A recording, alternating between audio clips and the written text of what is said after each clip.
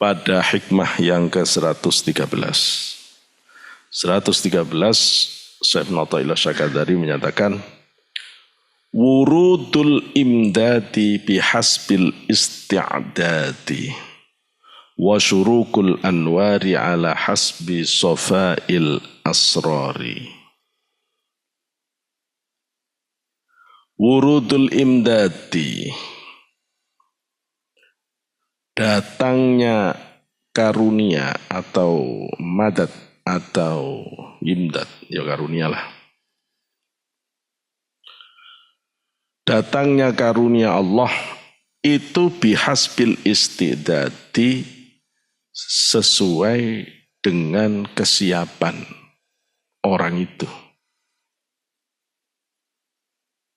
Karunia itu akan datang sesuai dengan kesiapannya.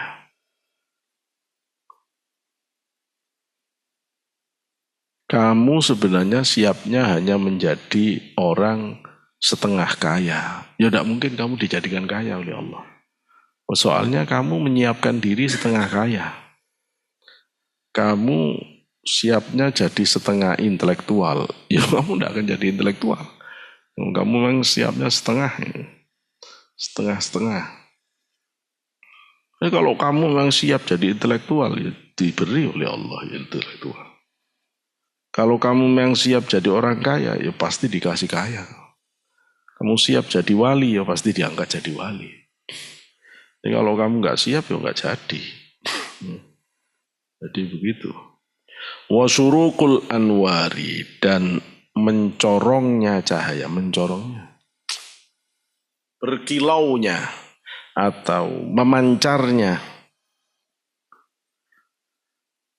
cahaya, ala hasbi safail asrari, berdasarkan kesucian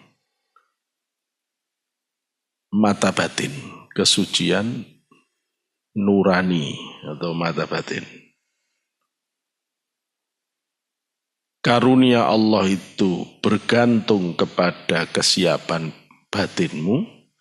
Adapun mencorongnya cahaya batin, berkilaunya, memancarnya cahaya batin sesuai dengan kesucian sir, kesucian mata batinmu.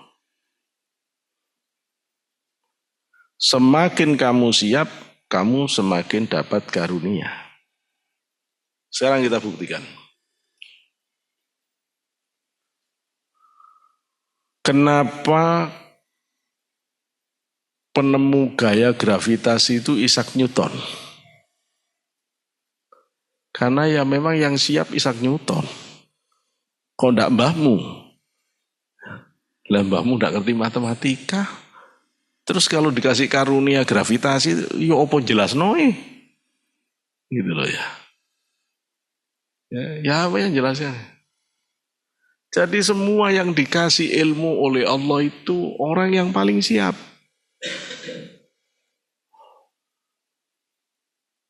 Saya tadi melihat para fisikawan yang menemukan apa namanya lupa ini, memang saya bukan orang lupa jenengnya. Itu loh yang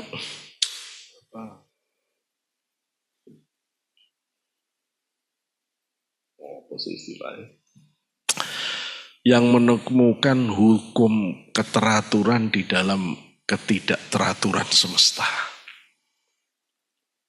Jadi ada seorang matematikawan yang meneliti pada segala yang tidak teratur, tampaknya acak-acakan. Ternyata setelah diteliti itu mengandung keteraturan. Oh, Boris, ini Boris. Frak. Aduh, frak gitu. Wah, itu keren nih. Masya Allah. Keren. Sampai dia bisa tahu rumusnya. Gitu loh ya. Jadi, dan semua alam itu terjadi. Yang tampaknya tidak teratur, itu teratur.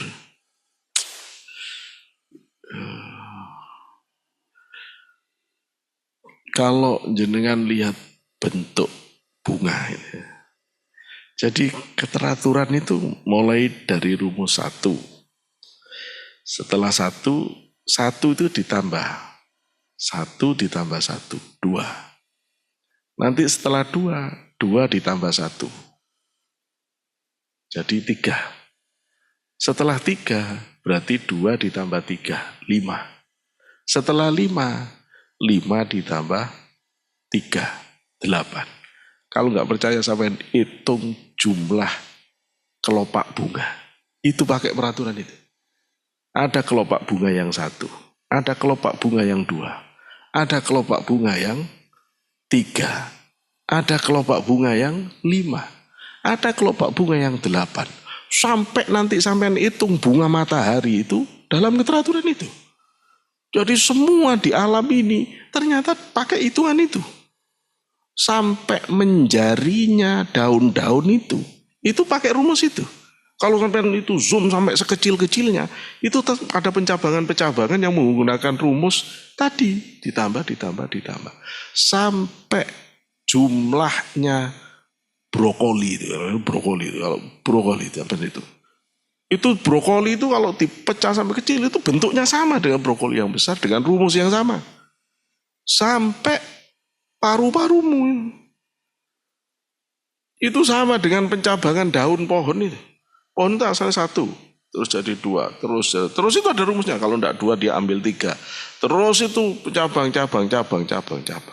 Dan itu sama persis dengan pencabangan paru-paru. Sehingga paru-paru itu mencabang lagi. Terus tambah banyak terus. Dan itu sekarang teori ini membantu para ahli dokter-dokter karena sudah tahu akhirnya begini ya iramanya paru-paru kita itu. Dan paru-paru kita itu nanti di setiap ujungnya itu ada kantong-kantong oksigen. Yang jumlahnya dengan rumusan tadi. Kalau kantong-kantong oksigen dan paru-paru itu dibuka lebar, itu minimal gedenya sak lapangan tenis. Bisa bayangin, Gusti Allah itu. Awesome, ini katanya orang barat. Mengagumkan. Sampai kemudian orang-orang ahli matematika itu mengatakan, Allah itu adalah pakar matematika. Pakar matematika. Karena menciptakan alam ini semuanya dengan rumus matematika. Kira-kira pengetahuan begini nih kalau dikasihkan orang yang hafal Quran. Apa ya bisa? Dia tidak siap menerima ilmu itu. Loh jangan nyalahkan Gusti Allah kalau ilmu itu terus diberikan pada matematikawan. Lah kalau sampai tidak pernah belajar matematikawan. Tidak pernah jadi matematikawan, cuma jadi mati-mati kawin.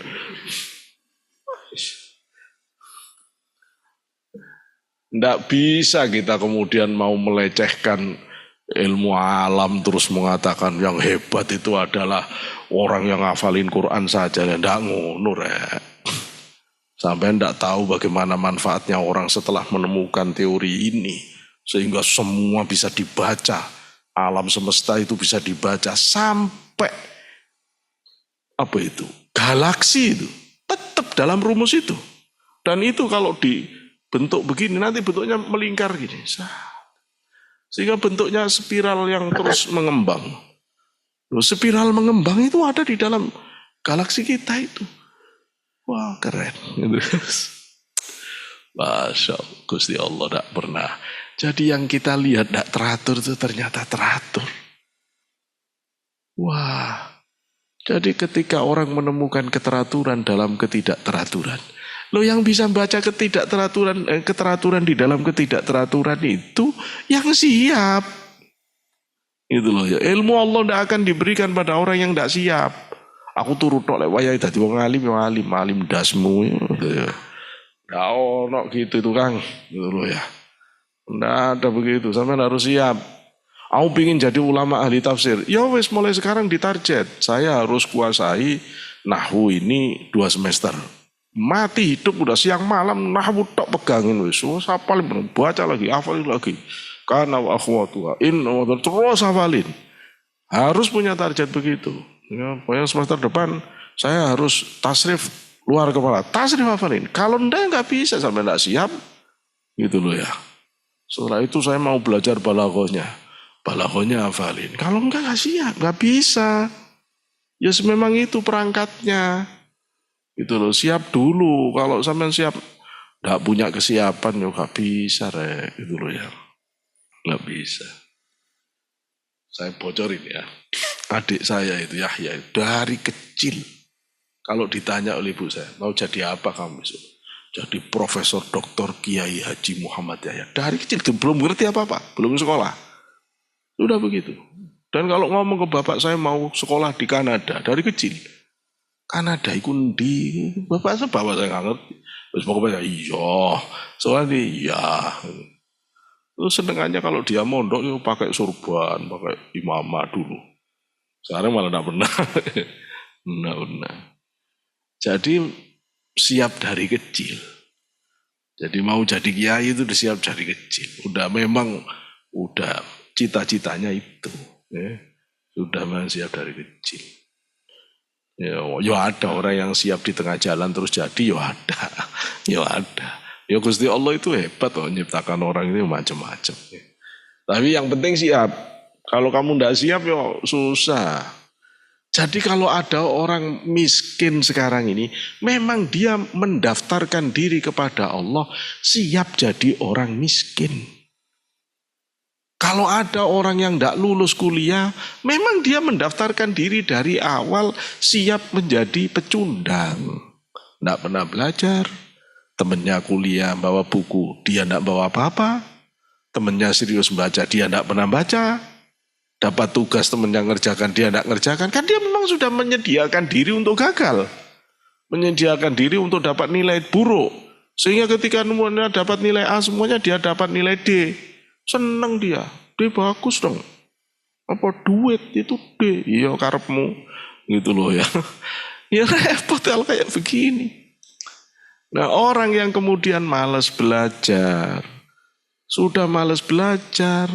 Terus rajin tidur dok, terus ndak rajin kerja.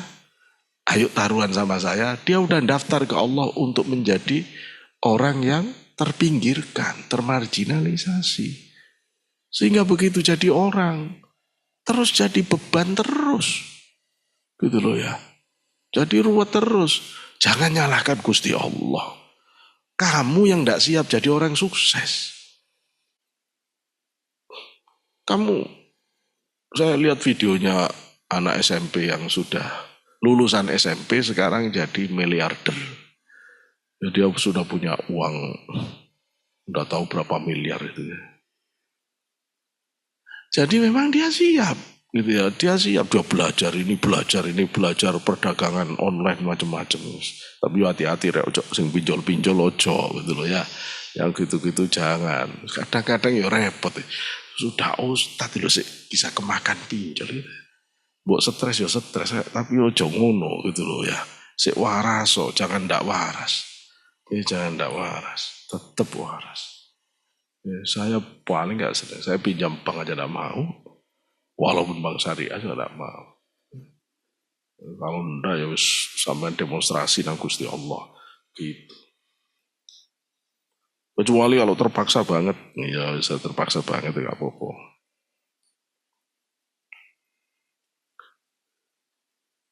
Terpaksa banget bukan ke pinjol ya, pinjol tetap tidak boleh loh ya.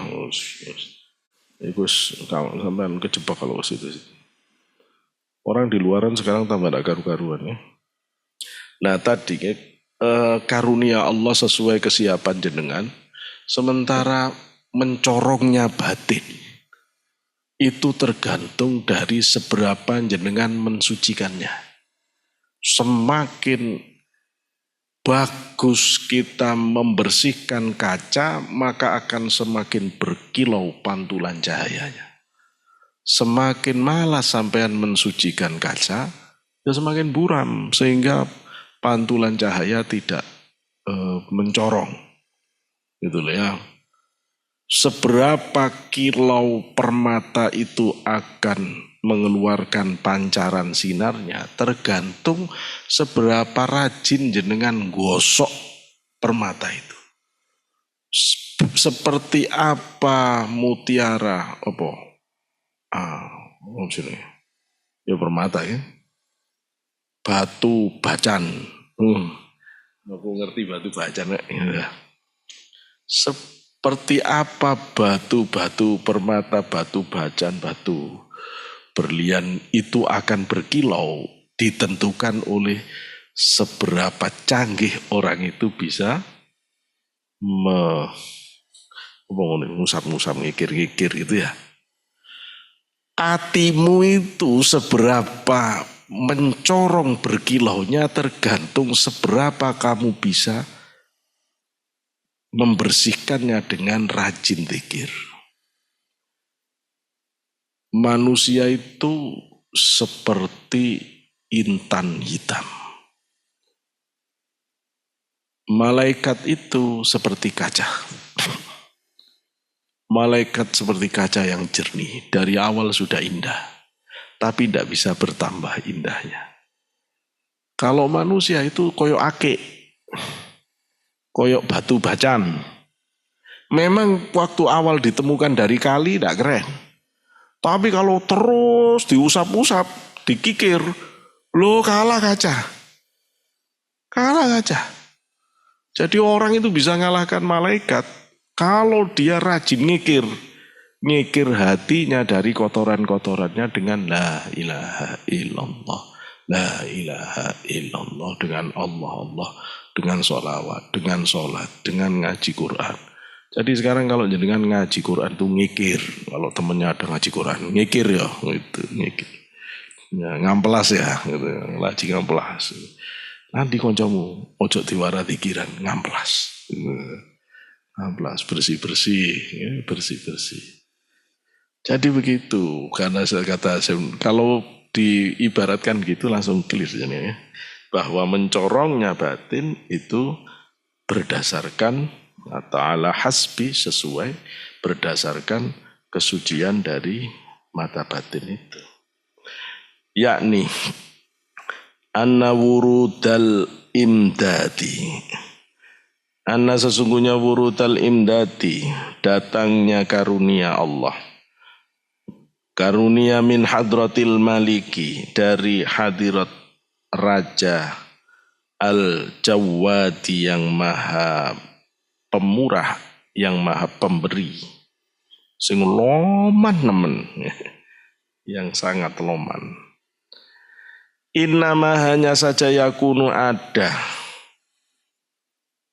lil abdi bagi seorang hamba bihasbil isti'adadihi, sesuai dengan kesiapan hamba lidzalika, terhadap yang demikian.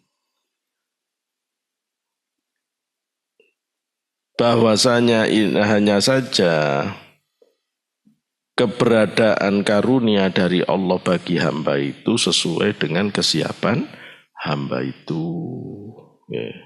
Bukannya Gusti Allah tidak mau menjadikan jenengan itu kaya. Jenengan belum siap kaya. Itu nanti kalau dipaksakan dikasihkan sekarang, itu pasti ada yang goncang. Mungkin sampean kuat, anak tidak kuat.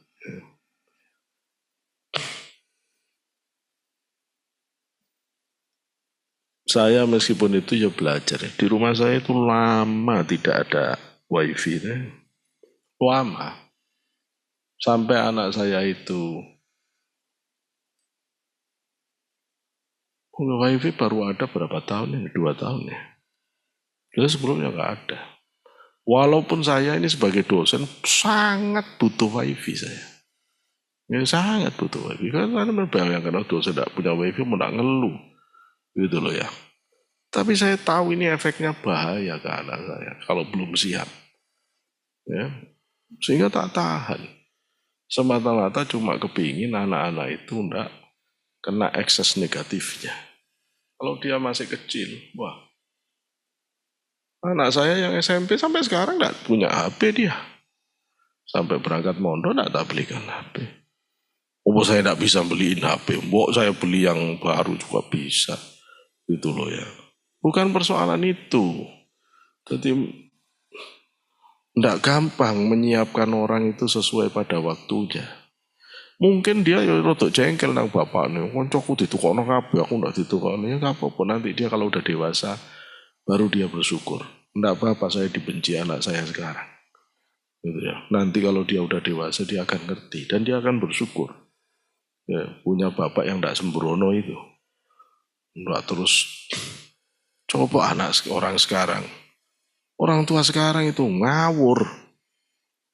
Anak sih baru melek itu loh. Saking malesnya orang tua sekarang ini menina bubukkan. Setelo lagu, ditinggal wes.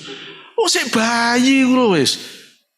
Lagunya lagu siapa itu artis Adele, Adele.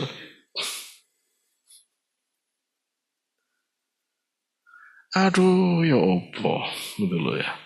Nanti gede dikit coba tak lihat orang tua sekarang itu. Anaknya nangis sedikit udah dikasih main game.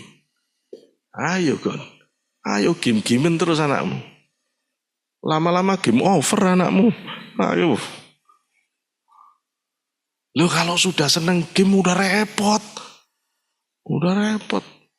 Soalnya jagai anak. Sudah kayak apa aja udah kita jagai. Begitu kenal temennya ngajarin. Aduh mumet tok. Gitu loh ya. Mumet.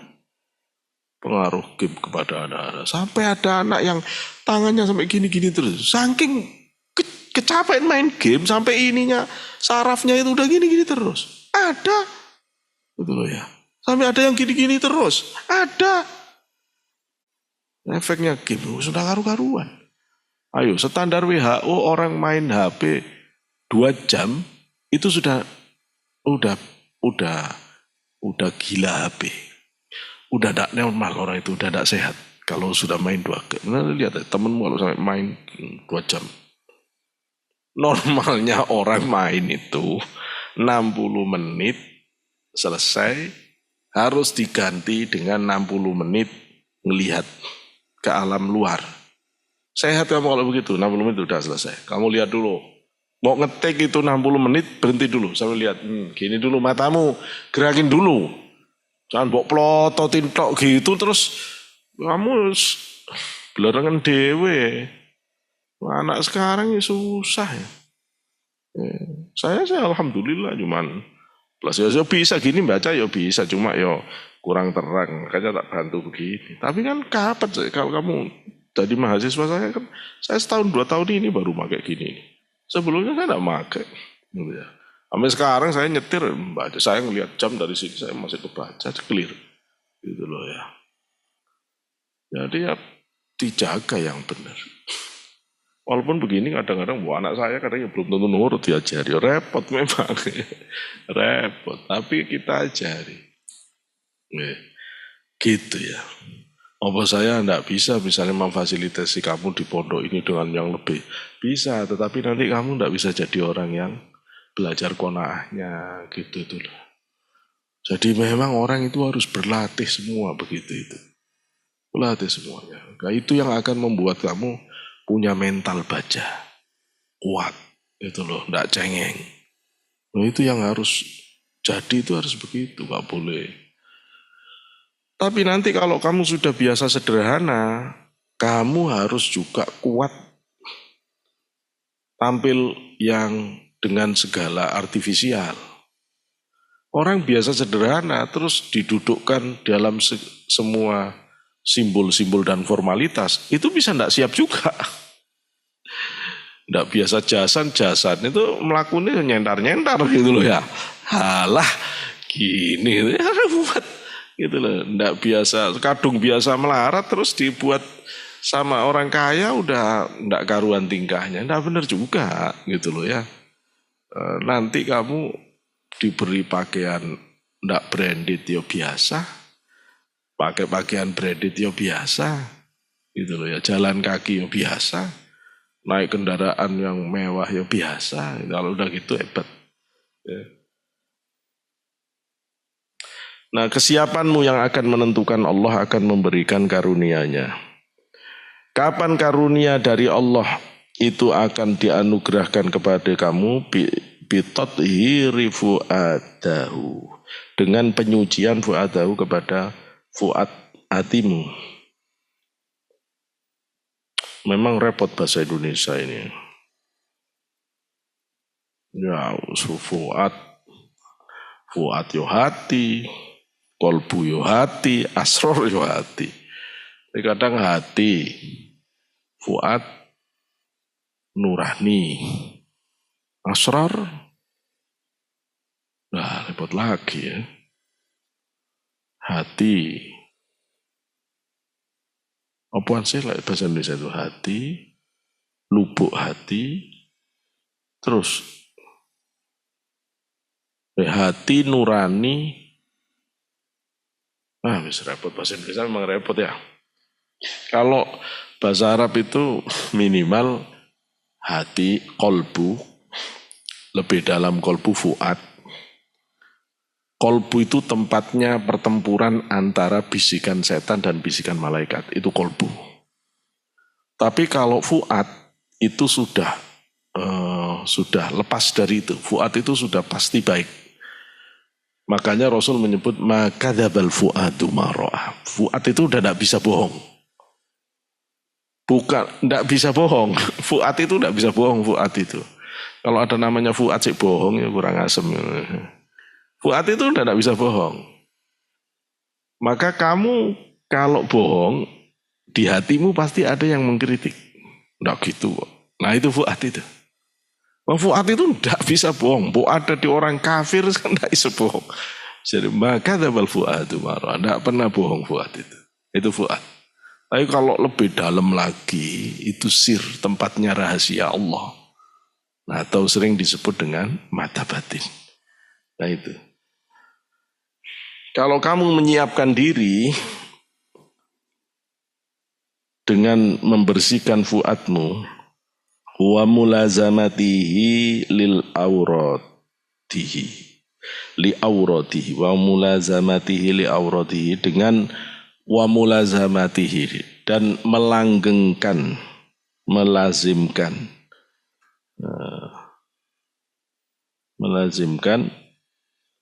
li auratihi, dengan dengan wirid-wiridnya, wirid-wiridnya.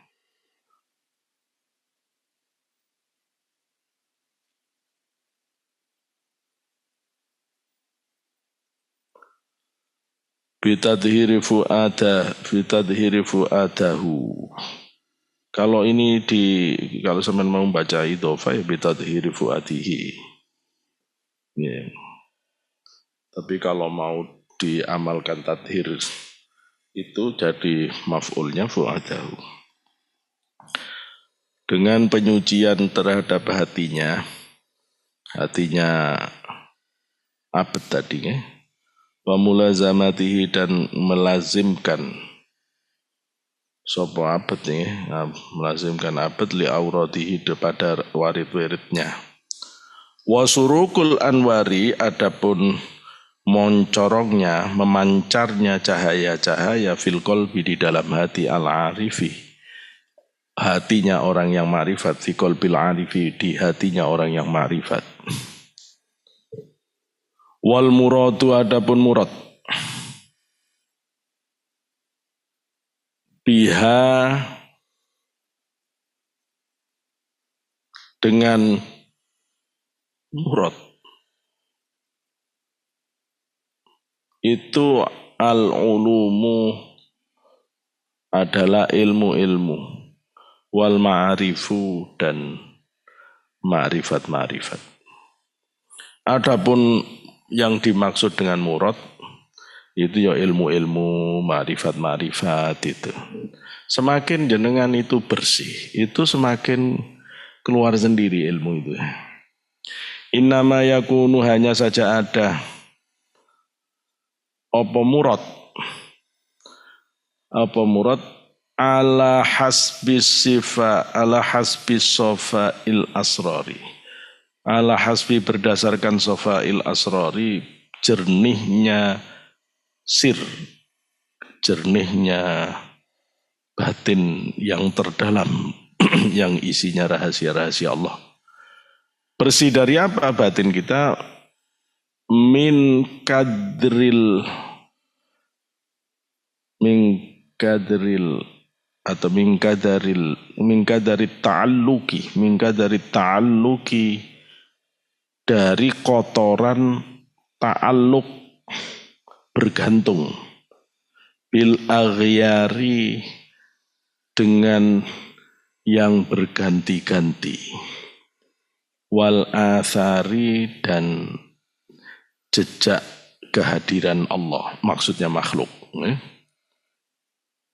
Selama batin kita itu masih bergantung dengan yang berubah-ubah atau dengan atharu kudratillah, maka kita tidak akan pernah bisa mendapatkan warid yang sempurna tadi. Kalau kepingin dapat warid yang sempurna dalam artian dapat ulum, maksudnya dapat ilmu laduni dan dapat kemakrifatan, itu kamu harus bisa memutus aghyar. Ya, itu yang membuat qadarut ta'alluq itu harus diputus dari aghyar dan athar. Orang itu untuk bisa suci, itu pertama harus nafsu bersih dari dosa dan salah. Ya. Itu dulu. Tidak boleh ada dosa. Mata, telinga, tangan, semuanya itu harus bersih dari dosa. Kemudian bersih nafsu kita dari syahwat, hasrat, keinginan yang liar. Itu harus dihentikan. Keinginan terhadap makanan, minuman, lawan jenis yang tidak diridhoi Allah harus diredam. Nafsu harus dididik, emosinya tidak boleh melanggar apa yang sudah diizinkan Allah. Itu, kalau itu sudah selesai, berarti tazkiyatun nafsi selesai. Sekarang harus bersih-bersih, tasfiyatul qalbi, hati dibersihkan. Bersihkan hati itu dari sifat-sifat buruk, kikir, ya, malas, ceroboh. Sifat-sifat buruk itu dihilangkan semuanya. Kalau sudah hilang sifat buruknya, ganti sifat baik, disiplin, taat, rajin, maka hati sudah bersih. Selesai. Baru sekarang bersihkan sir.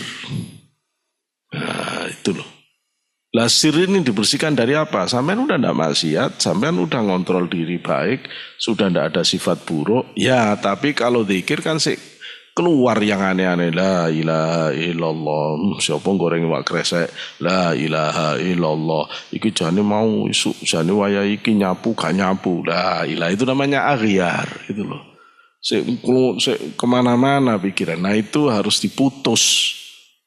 Mutus pikiran yang melintas-lintas dari segala sesuatu itu butuh kemampuan fokus kepada Allah. Nah belajar fokus ke Allah itu tidak ada yang paling efektif kecuali dengan zikir. Itu loh.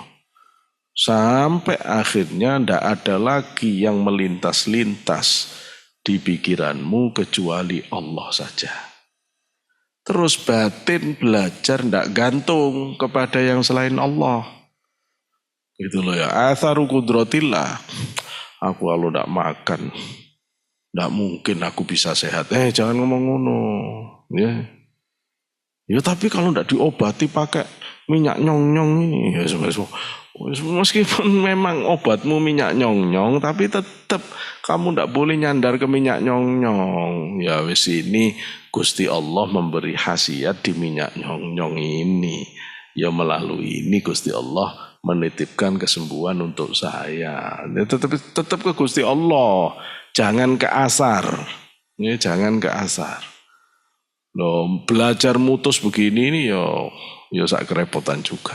Kalau jenengan sudah selesai mutus angan-angan dari pikiran, selesai batin tidak menyandar kepada selain Allah, keluar nanti ilmu laduni, ilmu makrifat itu keluar. Ya, jadi jangan mengatakan itu tidak ada. Oh, pemadat, ya laku tok, madat, al-madad ya Rasulullah. Tapi kau oleh madat, modot iya. Ya enggak ada, ya, cuma orang enggak mau serius ya. Wahadhil hikmah ini, wahadhil hikmatu itu isbatun. Hikmah ini itu adalah isbatun, penetapan lisyari'ati bagi syariat min haitsul akhdi, dari sudut pengambilan bil asbabi dengan asbab. Wa amma dan adapun qauluhu, pernyataan Syekh Ibnu Athaillah. Bagaimana pernyataan Syekh Ibnu Athaillah yang lain? Qallama takunu alwaridatul ilahiyatu illa baghdatan.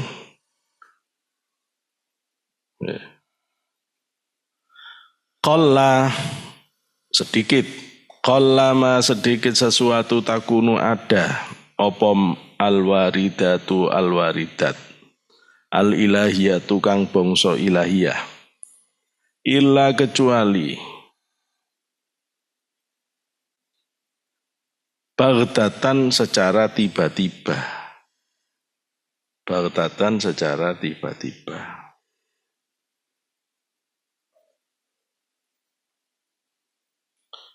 Fatahqiqu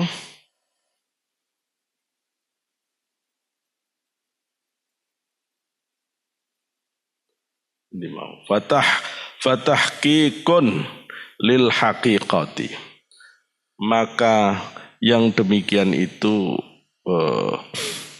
makalah tadi itu adalah tahqiqun tahqiq lil haqiqati terhadap hakikat. Kalau hikmah yang mengatakan bahwa qallama takunu alwaridatul ilahiyatu illa baghdatan li'alla yudha'iha al-ubadu biwujudil isti'dadi, itu merupakan tahqiq, merupakan pembenaran bagi hakikat.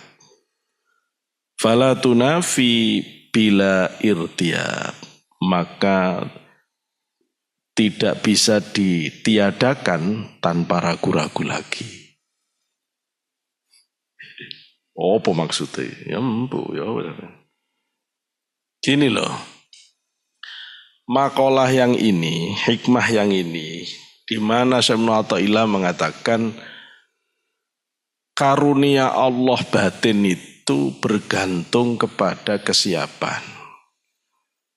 Atau dalam bahasa lain, semakin kamu banyak wiridnya, maka kamu akan dapat banyak warid.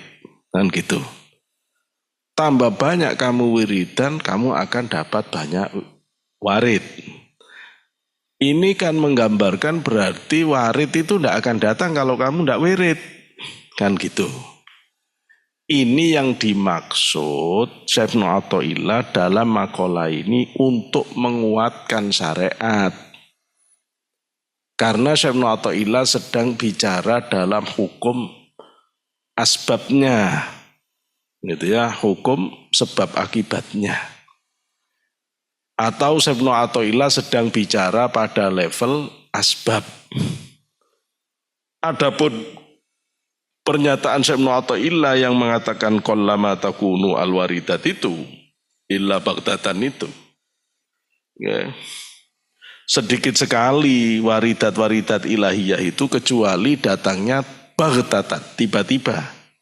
Kenapa kok waridat ilahiyah itu datangnya tiba-tiba? Li'alla yudha'iha al-ubad biwujudil istidad, supaya hamba itu tidak mengaku-ngaku, tidak nyangka bahwa datangnya waridat itu karena kesiapan dia dengan berbagai ibadah.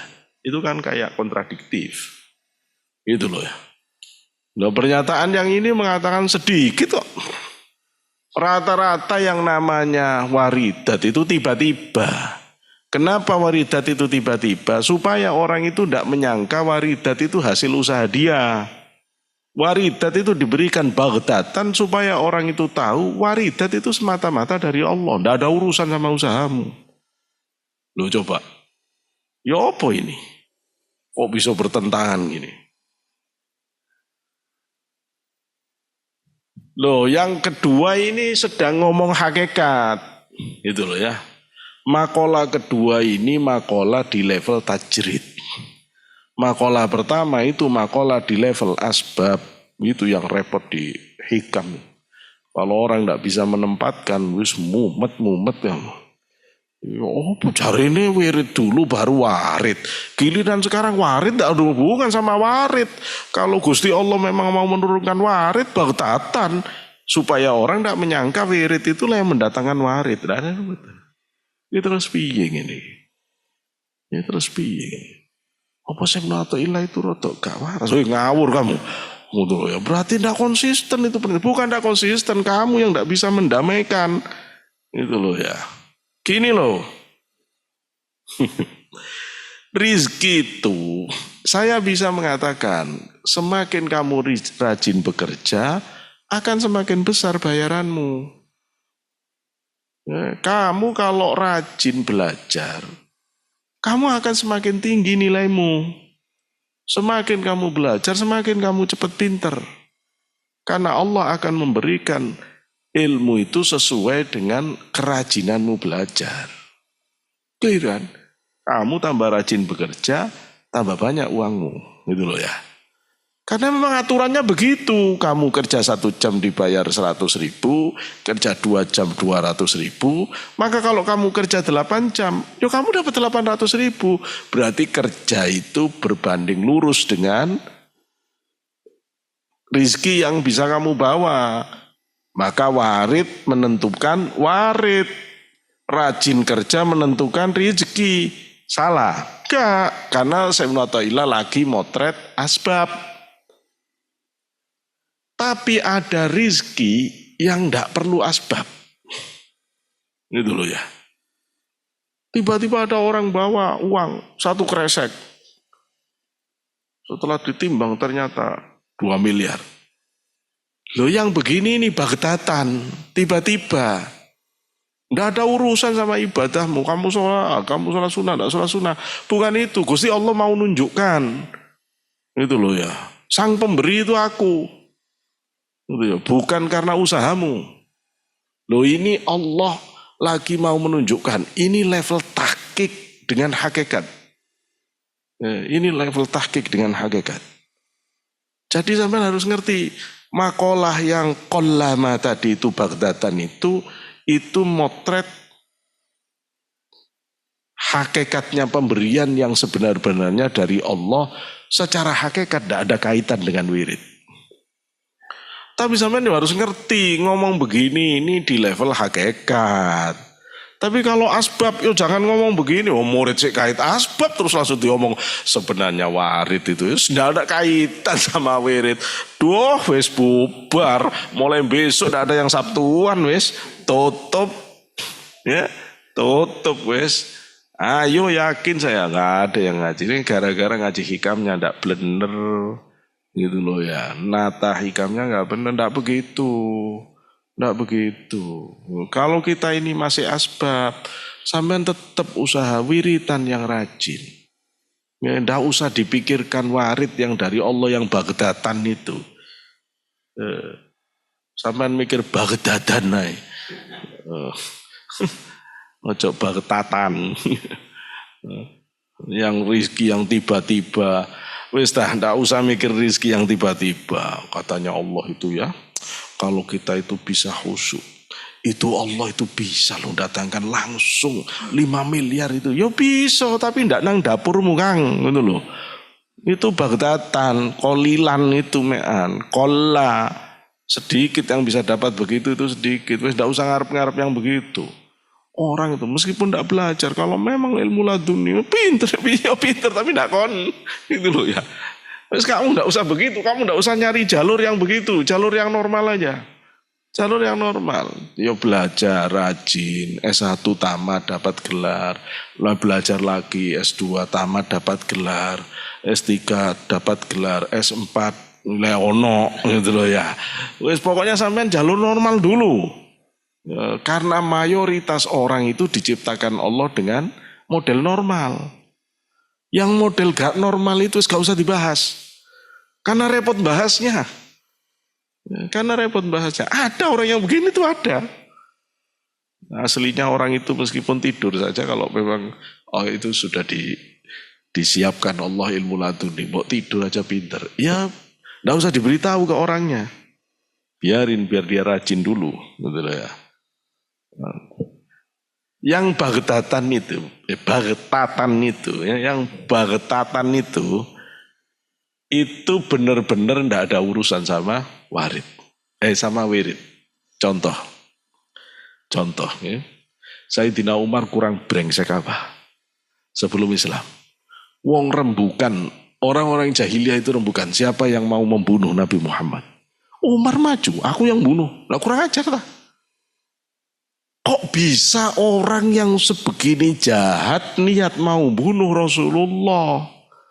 Tiba-tiba bisa dengar Quran, ngelihat Quran di tangan adiknya, itu luluh hatinya, yakin bahwa ini kebenaran dari Allah. Kan itu dia dapat warid itu. Kok bisa warid ini datang, padahal masa Umar wiridan? Ya enggak lah, Islam aja kok wiridan dari mana? Wirid edan yo, gitu loh ya. Enggak. Terus sampean mau nyangkal, loh ini kan tidak ada warid. Kenapa tidak ada wirid? Kenapa ada warid? Ini yang bagtatan tadi, gitu loh ya. Ini bagtatan tadi. Dan model-model bagtatan ini tidak bisa dibahas, gitu loh ya. Tidak bisa dibahas. Itu urusannya Gusti Allah. Qallama, sedikit itu. Yang begitu itu sedikit. Kita yang wirid dapat warid saja. Wirid dapat warid. Yang itu saja dulu. Oke. Urusan Gusti Allah nanti ngasih kamu warid yang bagtatan, ya wes terima.